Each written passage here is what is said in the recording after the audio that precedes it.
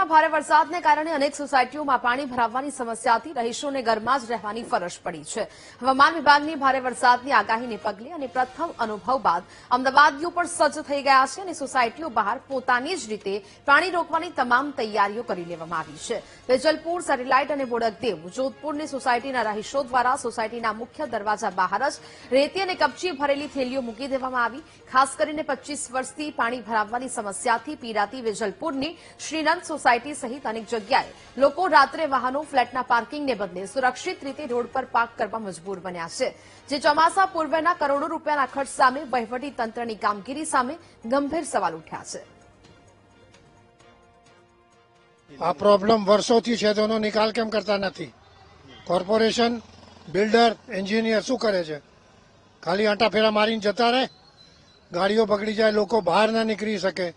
બીમાર હોય તો બીમારને દવાખાને લઈ જવાનું થાય તો શું થાય? તો એનો કોઈ નિકાલ તો કરો. ફોરેનમાં કેમ નિકાલ થાય છે આનો પાણીનો, વરસાદી પાણીનો, તો આપણે દેશમાં કેમ નહીં? અહીંયા હમણાં આ રેતીની કપચીને ભરીને રાખ્યું છે પાણી ના આવ્યા માટે, પણ તોય પાણી તો અંદર બહુ જ આવે છે અને લોકો બહુ હેરાન થાય છે.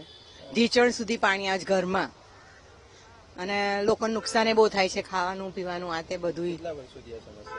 હા, તો ઘણા વર્ષો જ્યારથી શ્રીનગર બન્યું ત્યારથી આ જ પ્રોબ્લેમ છે.